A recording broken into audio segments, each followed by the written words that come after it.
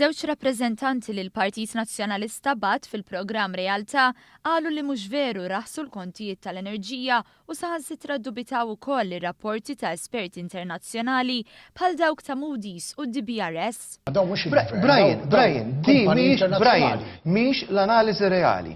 Skont Frank Psajla li l-kap Adrian Delija qed jimbuttaħ għal membru parlamentari Ewropew u għalhekk jibatu fi programm wara ieħor wara kull bib ta' dar f'Malta hemm biss n-nies ibatu. Daw in-nies qegħdin iħossu il-flus fil-buk li qegħdin iħossu pon nies f'dan il-pajjiż li sejrin tajjeb ħafna. Żgur li le, għaliex hawn ħafna nies dan il-pajjiż li qegħdin ibatu fis-silenzju. Dik hija l-istorja Brian wara kull bib ta' dar.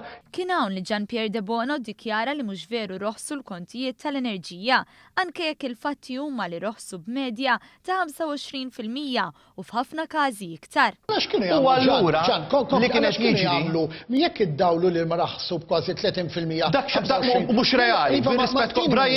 Brian, bejn li fletta Konrad Mizzi u bejn il-kont li qed jirċievu d-dar, mhux il-każ. Jekk iddawl u l-maraħas. Maraħas, qed ngħidlek qed niċċallenġja.